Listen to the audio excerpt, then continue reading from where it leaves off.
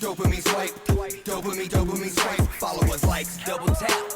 Now they control your life. What is going on, beautiful people? Welcome back to the 817 podcast, where we talk about the lovely city of Fort Worth, Texas. We get into politics, business, culture, news. If it impacts you as a Fort Worthian, we discuss it. I'm with my co-hosts, Ann Zeta, and boy, do we have a treat for you this week. This week, to me, could be the most meaningful week of work I've ever felt as a podcaster in Fort Worth.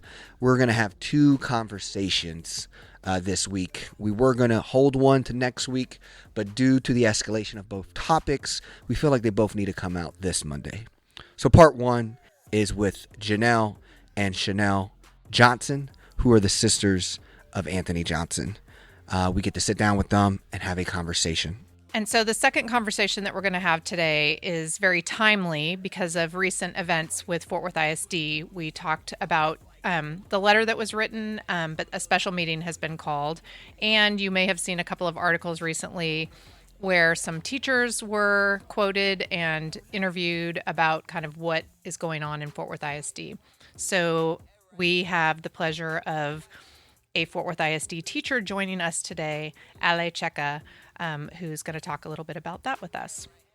So as you see, we have two incredible timely conversations. So let's get started with conversation number one with Janelle and Chanel Johnson.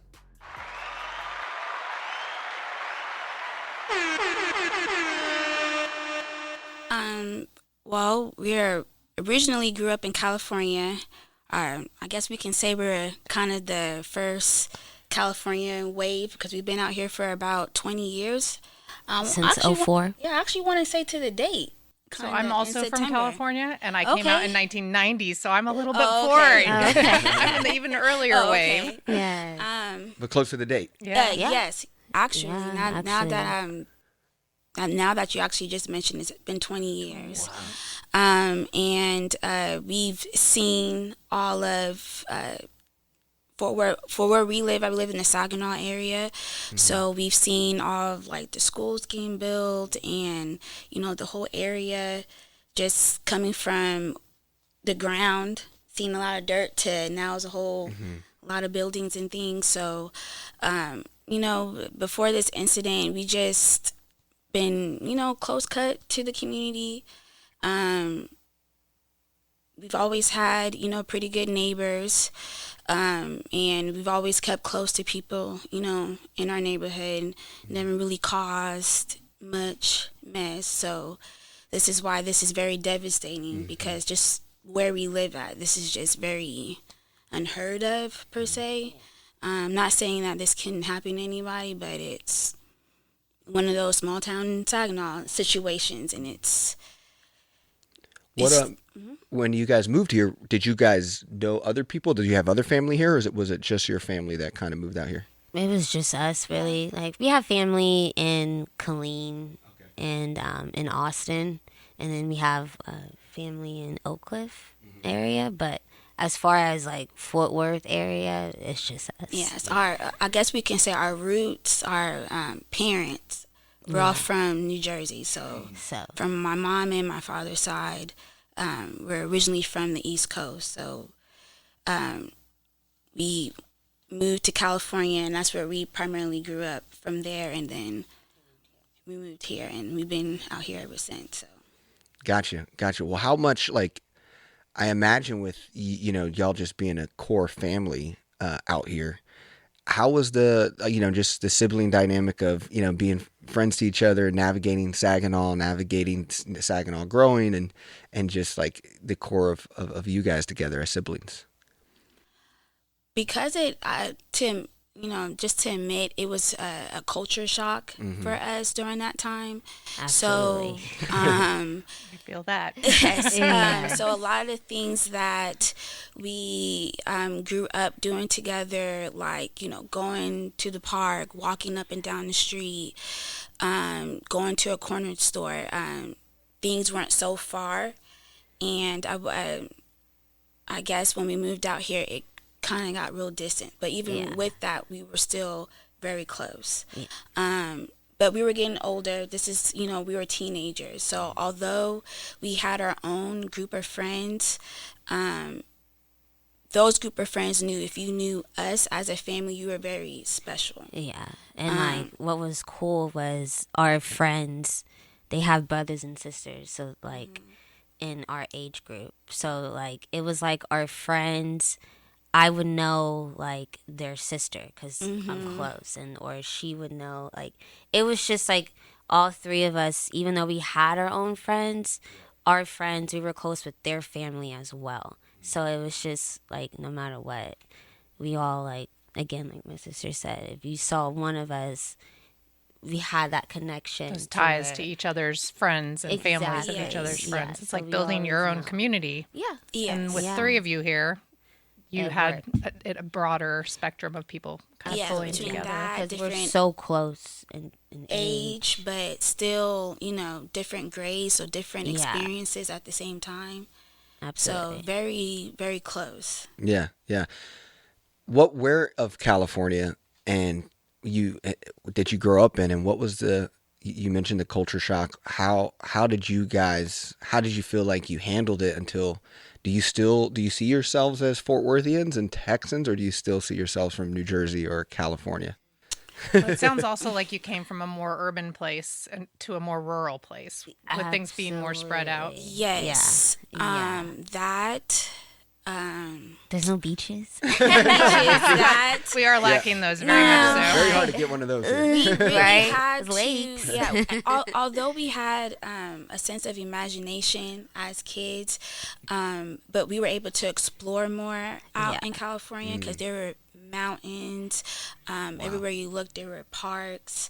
So, and like I said, even the simple aspect of just walking up and down the sidewalk and having fruit trees. So Yeah. coming out here, it was flat, but then we were seeing animals. We were seeing cows and stuff. Horses. So we were like, So it was- okay. There's some trade-offs. Yeah, we're Yeah, like, so it is. kind of what they said about the South is, yeah, but it's kind of interesting, completely cool. different, yeah. We did learn a lot of different stereotypes, like, it's not as country because over in Fort Worth, although it's more rural, it's still not different places in Texas that we've been to. And growing up, we've had the privilege of traveling cross country. That's one of a very close thing that our family had. So we've drove from California to New Jersey before twice, and we've always stopped in like Amarillo. So we've witnessed A little bit possibly- of Texas. yeah, so we've We've seen seen that, and then we notice tornadoes, over you here, know, like, okay, so- this is a more up and coming, Suburban. area. So y'all's family picked Texas to then look for opportunity. Well, my mother's job, Yeah. Oh, okay. she Moved moved us us out out here. here. Gotcha. So they just wanted a better opportunity from Yeah. living out in California because it's really expensive. Oh yeah. Oh Still yeah. is. Yeah. And so, would you consider yourselves Texans, or you just feel like what roots do you feel like you call still? You've been here for 20 I would years. say like half and half. Yeah, half and half. You know, to be honest, Yeah. because like our childhood and like us growing up is really all of our memories is Yeah. rooted in California. Yeah. And then I would say Texas is where we kind of like grew up as Yeah. adults. So our adulthood is out here, Yeah. but our childhood is Yeah. like over there. Yeah, that's Yeah. the way to explain it. Yeah. Well, what I would love to know too is, to make this an opportunity also to talk about your brother and to talk about like who he was as a person and what you want, listeners to know about him. What did he think of Texas, and would he say he was a California No, kid? he or had Texas tatted. He had Yeah. California and Yeah. Texas. Yeah. Yeah. So Very much. he, really respected how much he grew up here in the essence. But like we stated, like, California was our roots, was our childhood. So, but he really enjoyed the area. He really took to heart about, man, I can grow from here. I can Yeah. get something out of it. I can become something here. But our family, we're not really big on complaining either. We're not going to sit here and say that Californians don't do that. But we always try to make best of our situations, which is why we've been out here for over 20 years. So, everything has its good and bad, but we've made best with where we're at. Absolutely. I would say that. So when you talk about how he made the best of what was here, can you tell us a little bit more about your brother and what he was doing and what he was like and that sort of thing? I've seen you both on the commissioner's court speaking, and it's just, I mean, I have a brother and I can't imagine. But I don't want this to be like all about what everybody knows him about now, but what he is to the two of you and I don't want to make you cry. No, I'm sorry. Good. Sorry, you're good. I just respect the passion that you all have shown, and would love to just know a little bit about him and who he was before all of this. Absolutely. Well, he was way more outgoing Yeah. than the both of us. It's 5 of us, and he was the definition of a middle child, like through and through. He was always the peacemaker, but did his own thing. Very, very smart. He was like our light, like our entertainer, like whenever you're sad, he would try to find a way to like find the positive. He was never like, and there's a lot of negative people out there, but my brother like couldn't find not one negative thing. He found a positive thing about everybody. Even somebody on the street that could be robbing somebody, he would find something positive about that person. See the humanity in everyone. Very. And it gives you a different perspective because there's not a lot of people out there that show that type of humanity. And so when it's gone, it sucks, but he, even probably now, he will still find positive in what happened, so that's what's hard to hold on to that. But my brother was joy. He was a light. Like, if I have 2 older brothers, but he was my protector. He was our protector, all of us. And so it was nice to have someone like that in your life. It's important. Really. I see that you all have that with each other, and I know that you can't make up for that, but to have a sister and be going through this together, I think I could see the strength in the hardest. 2 of you. With that, I'm so sorry. No, you're good. It's still hard. I'm just going to grab you some Kleenex. Thank you. Sorry. I'm sorry. No, we're trying. It's part of grieving. Yeah. Got to be able to talk about him. It's part of who we are now. Yeah. And there's many steps to accepting that. Yeah. And even just saying that, it's just like, what does that even mean, Yeah, I could imagine waking up every day and just hoping that it didn't happen, that it was like a bad dream. My birthday was on Tuesday, and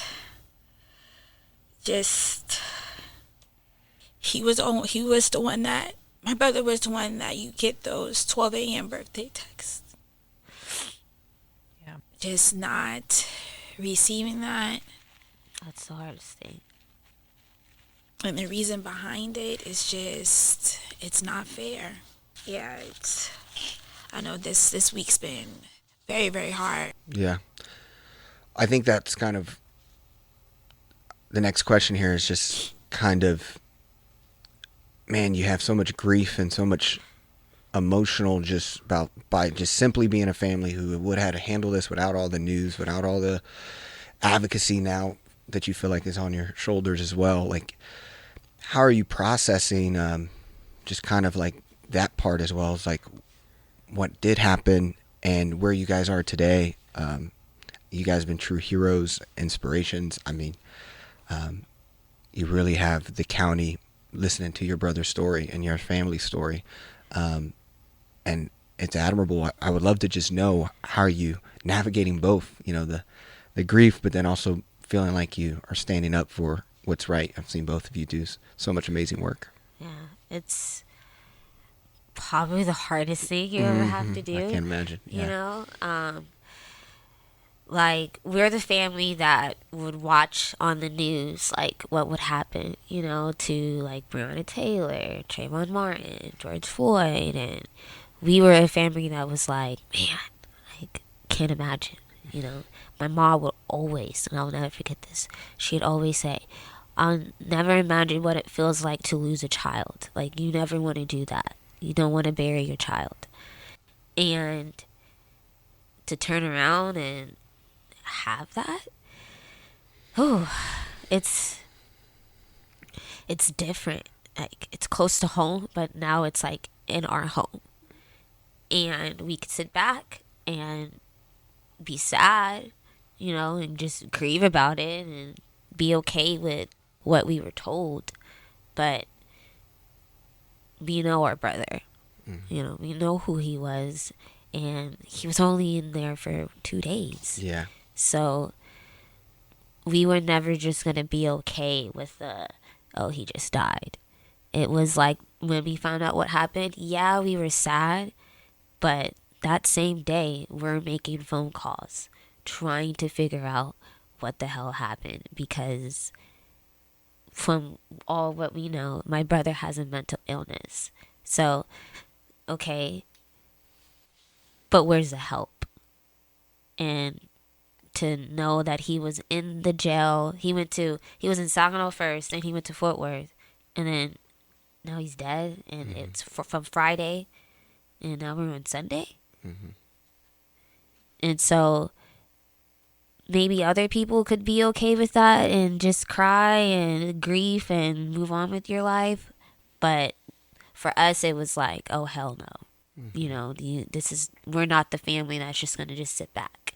So we had to fight, and we were doing interviews, making phone calls, like, and it's there's no roadmap.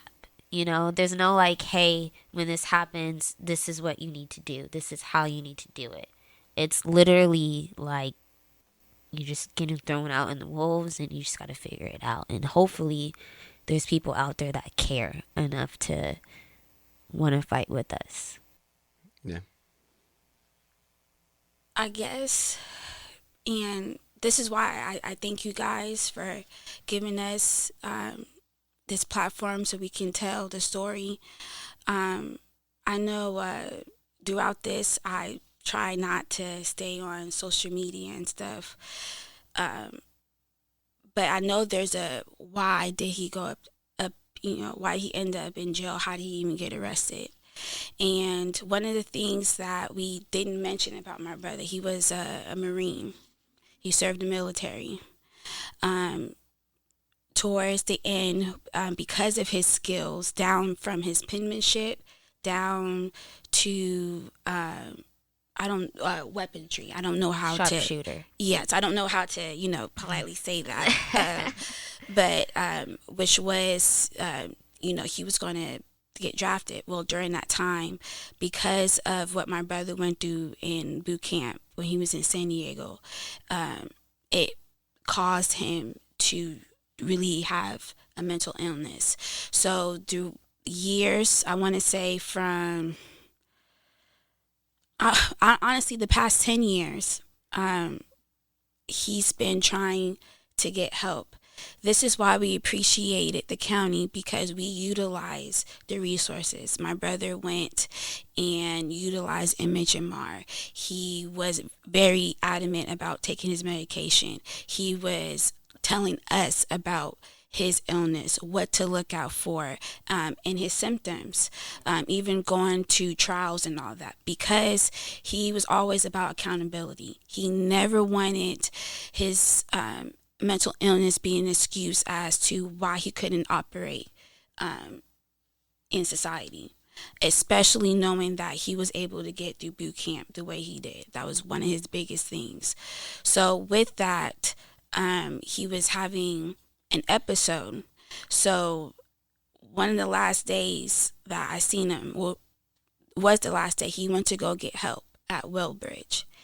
And one of the things that they said was he wasn't violent enough to be seen. I don't know what that means. Yeah, And he went and volunteered himself because he knew something wasn't right.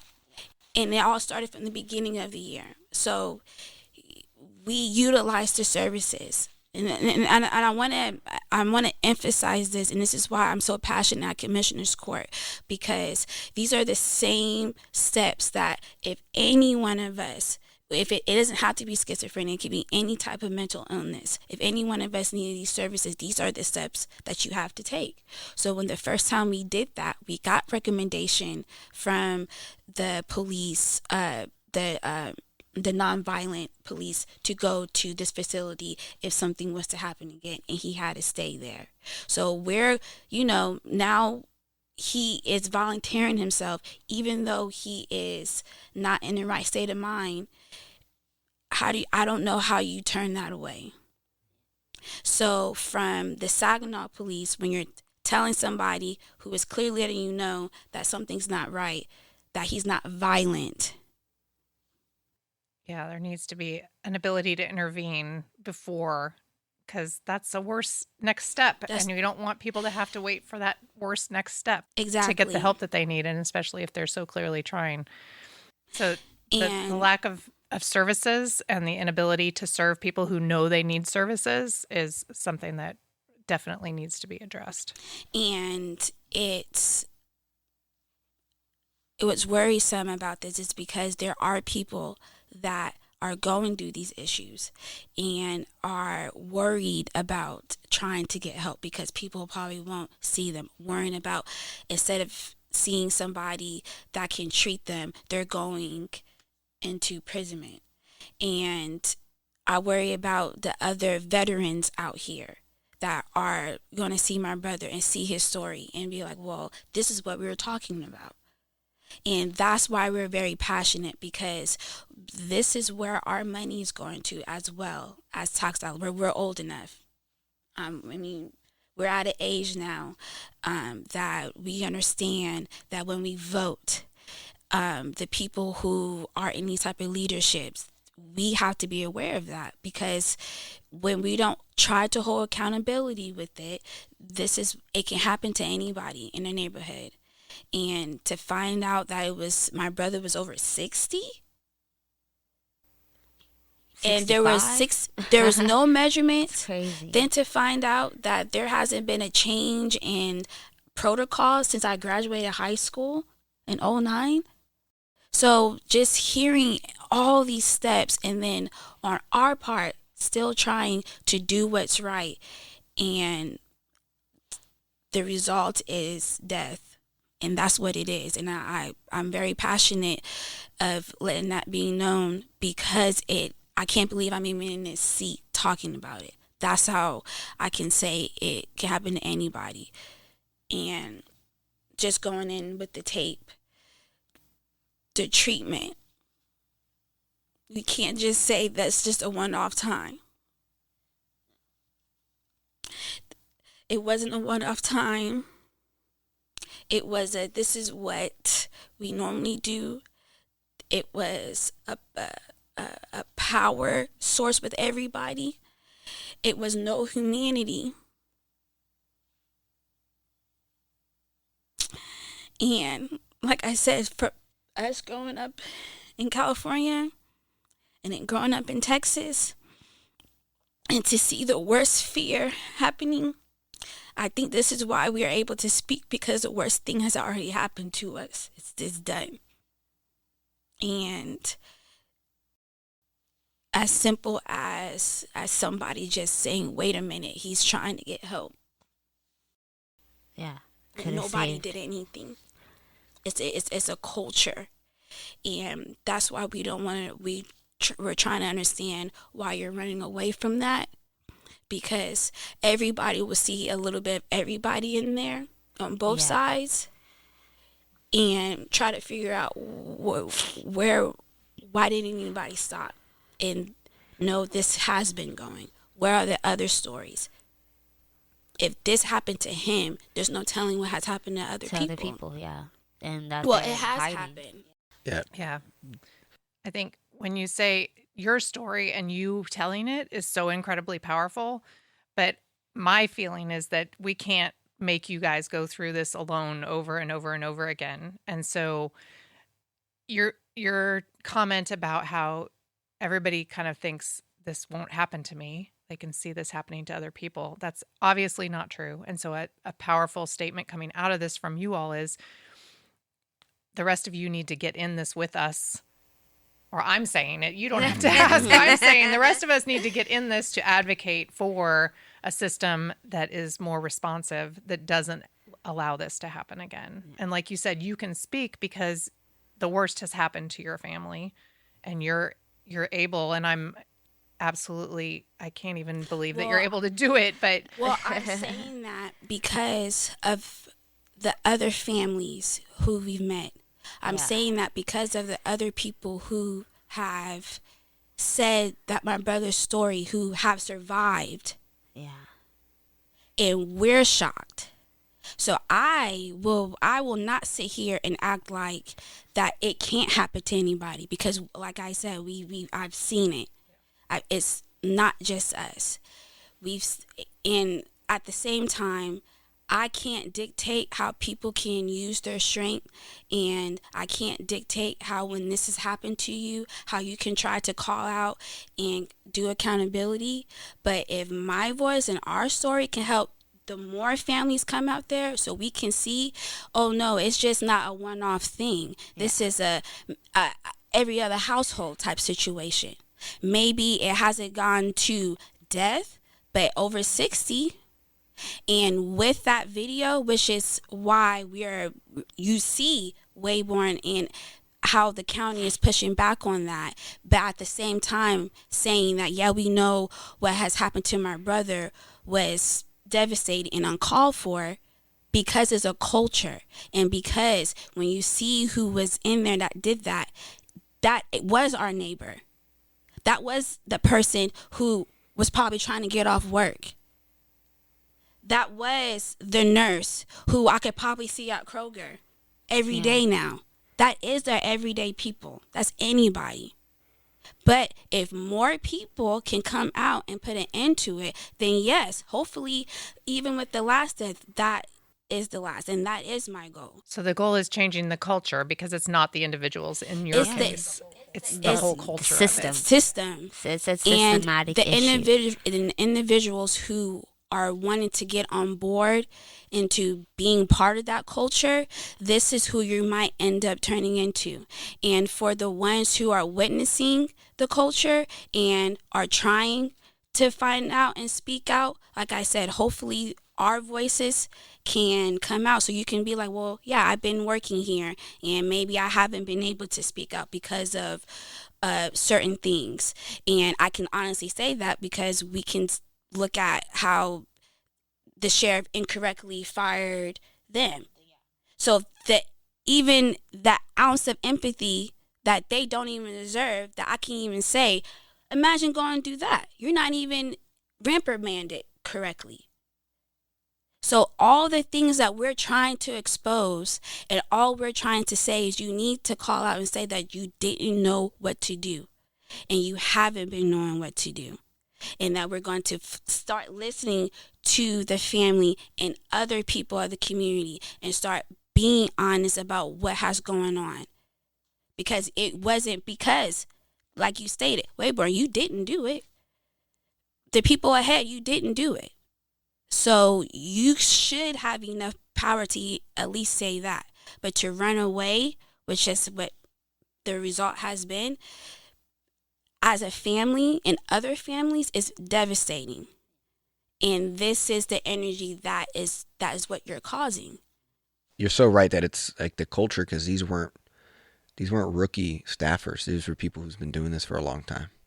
And so, and I know you mentioned the tape, and I know you mentioned, reading the news, there seems like several nuances of things that they're not sharing, from Attorney General getting involved and whatever happened in Saginaw. And then we have the tape inside the prison.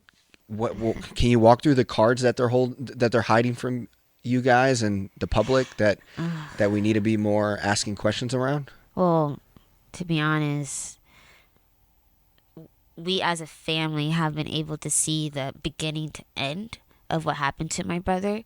So, I mean, they're hiding from the public. And we're trying to get the public to really see what happened to my brother. That little 6-minute clip is not even in like a sprinkle of the 15 minutes that we got to see. And that's what they're trying to hide from you guys. They don't want the world. And I mean, if I was on their side, yeah, you know what? I wouldn't want the world to see that either. But I'm not on their side. I want the world to see what happened to my brother. Because what happened to my brother, like my sister said, that wasn't the first time. And what's crazy is what happened to my brother, we looked at the other cases. You have fentanyl. You have other drugs coming in. How are drugs going into a jail that's meant for you to be there for a couple days? You're supposed to see a judge? How is that possible? So, knowing all of that and seeing what happened to my brother, it's like, no, the world needs to see what happened. Like, the general is trying to hide that, and as a family, we're like, no. If anything, if Tarrant County really wants anything from us, just release the video. Just show the world. It's okay. It's scary. It is scary, but it's important. Just like George Floyd.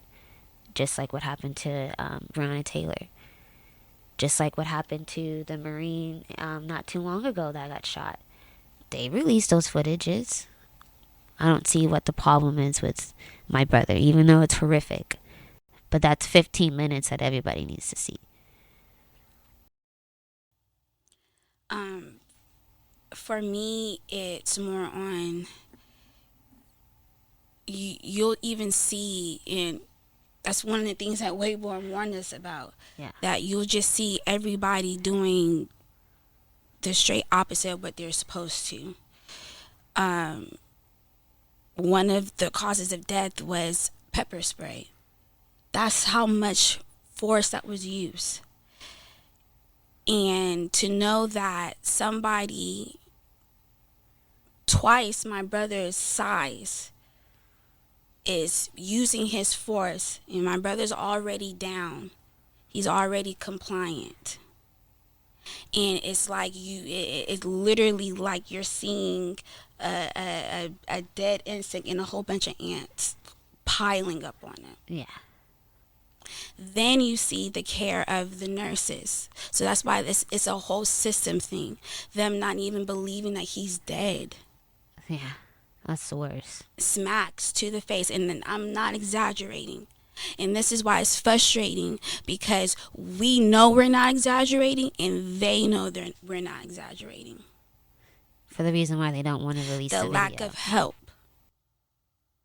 The picking up his arm, and he's my brother is dead. They didn't show that, they didn't know that he was dead for like 10 minutes. That's the stuff that they didn't show. That even seeing his last breath, they are still thinking he's fighting. He's playing around. And he is gone. Yeah, they're thinking that he's playing around and he's joking. But he's dead. So how do it's like, so that's policy. It's policy to know that most of the inmates play around and they act like they're not alive. Like, that doesn't make any sense. But even as nurses, no one's responding. He's not answering you back, and he's in a wheelchair. Treating him like a Dead. true inmate. My brother's in a wheelchair, dead. Yeah. Those type of details. Taking his saliva and wiping it back on him because it got on you and you got grossed out. Yeah, it's in the video. And then as the lieutenant, as the guy that's holding the phone and taking the video and Not stopping. didn't say not one word. I never heard that man's voice say stop or say, hey, he doesn't look like he's alive, or hey, we shouldn't do that. Or, hey, he's not resisting. Hey, he Hey, said he yeah. couldn't breathe. And I believe, based off of the last story, that guy has 20 years of experience in the force. So, like, it's just when you go ahead. And when you see that, that's that passion that people are going to be like, wait a minute, what is going on? Wait a minute, if this is what happened to him, what has happened to others? Wait a minute, where are you at? This will be more public, and they know we could. We're taking the steps that I feel like we're being aligned to, but like we mentioned, we are a very quiet family. We've always stayed to ourselves, and to know that now we have to be out, and we're hoping that the community will see that there were so many missteps and the jail was just the ending. But when it comes down to services for the mental health and the veterans, we have to do better. And it's just not even on the patients and even on the employees end. That this whole system, it has to be better. Because all this started on a Friday afternoon, and we all know how that is. So that culture, that has to stop when somebody's needing help. The same protocol that we have for mental health should be like a stroke or a heart attack. We should be getting awards for making sure people are safe. It causes, unaliving as well. And it's just sad that we have to fight for somebody to look at that on that same level. I think that leads very much into the last question that we had, which was, what can the community do to help in all of this? Because, like I said, you two are incredibly strong and you're taking on so much advocacy on top of the grief. And I know that there are people that listen to this podcast that want a call to action. What can they do to support you in bringing this to light and making the change that needs to happen? Yes, Vote. vote. I say vote, and I'm not saying like vote for the president, right? Like we all know what that is. I'm saying vote and understand your county. Understand who we're voting for in our county, because these are the lawmakers. These are the people that at the end of the day, when we need services, they're the ones that are going to either be like, okay, we're going to give them the money, or okay, we're not. So if you truly want to help us as a family, please, get out there and vote. Get Ted Cruz out of here. Let's get Wayborn out of here. Let's start pushing for that change, because as Tarrant County, what we saw, only 52% of us voted 4 years ago. We got to do better. And for me, it's all, even on a deeper level, it's the education part and knowing who are on our seats, because we have the ability to go to our leaders to let them know our grievances and what's going on. And when I go to commissioner's court and I see the older ladies, there, and I just know that this is what they're dedicating their time to, because they're living in the neighborhood. So, and like I said, with my brother's case, in terms of mental health, it's a disability. So when I look at that, I look at disabled people everywhere when they're trying to use and get services. And for the ones who are fighting and haven't been treated properly and probably don't know the ways to go to our leaders, because with us going to commissioner's court, we see them thinking twice about certain decisions now.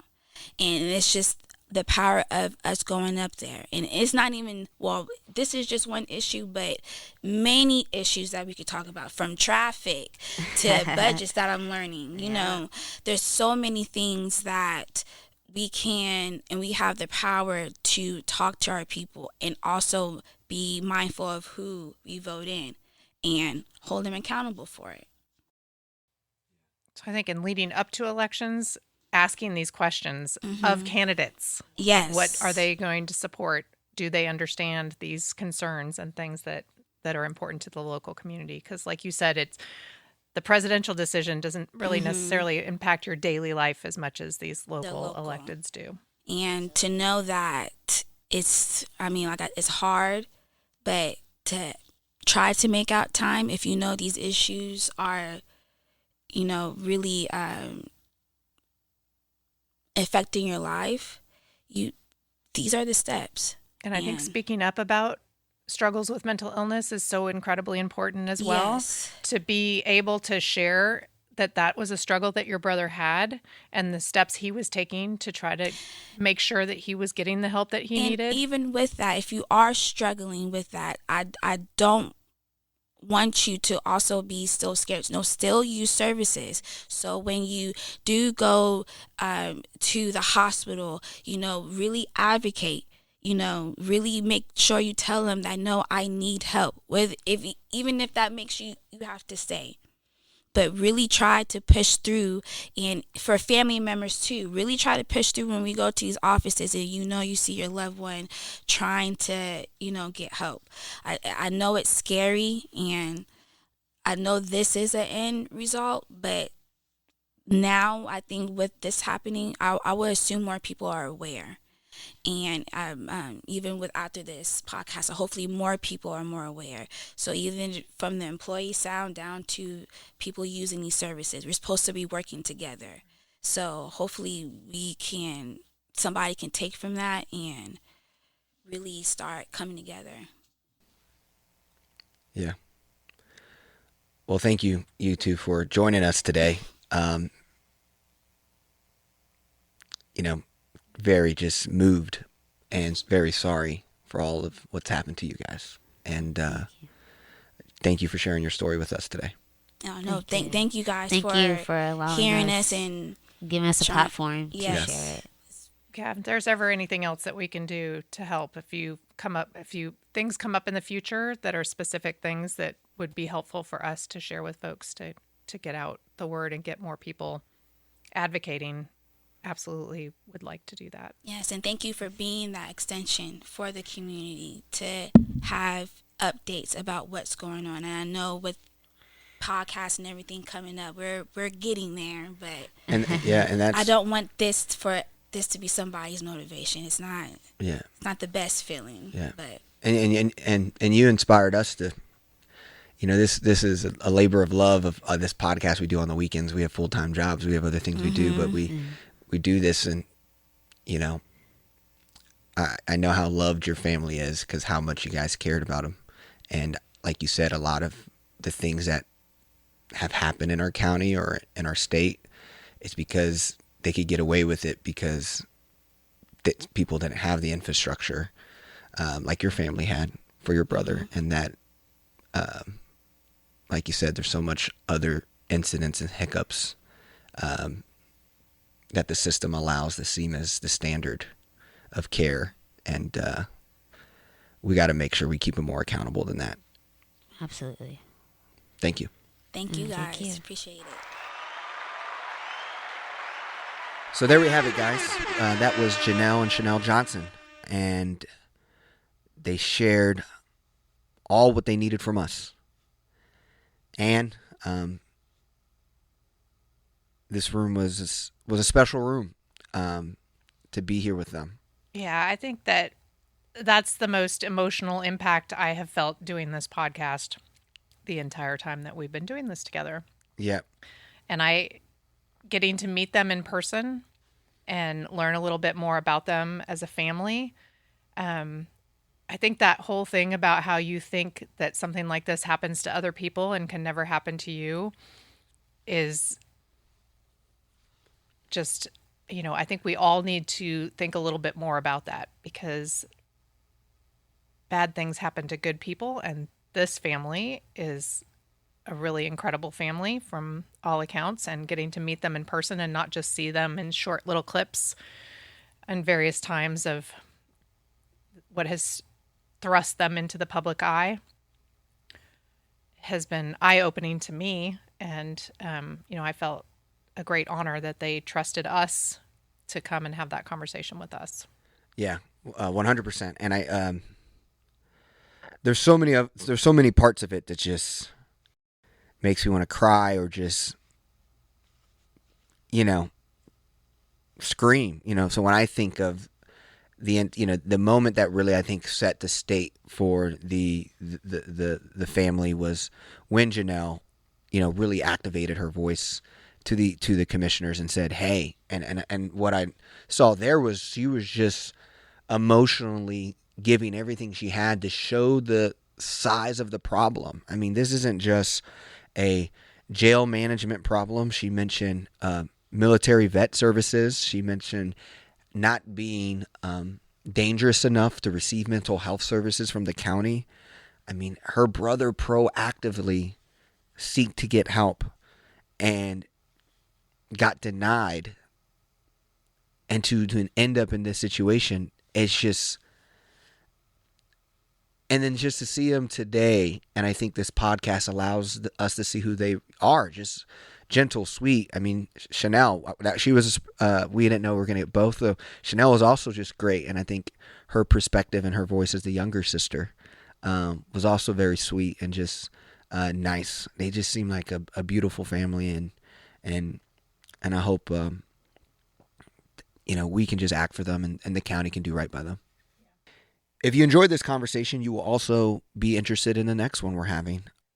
We're doing something a little bit different today in that we have two really important conversations, and they stand alone in their own right. But because of timing, it's really important that we share them both with you on Monday because of a scheduled meetings that are happening on Tuesday.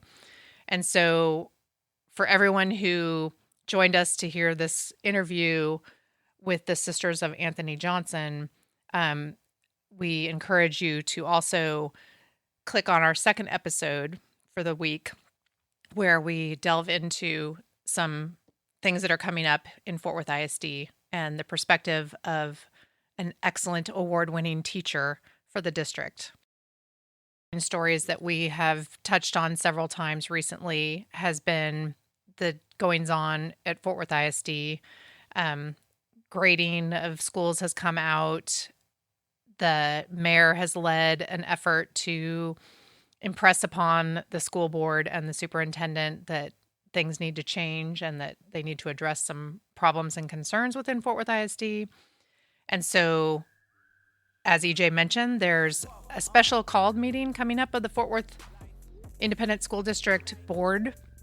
And I believe that the item on the agenda that they're going to be addressing is the performance of the superintendent. Get some fresh air, because I know that conversation was a lot, and come right back and get ready for another great conversation. Control your life, control your life. Dopamine swipe, dopamine swipe. Follow us like double tap. Now they control your life, control your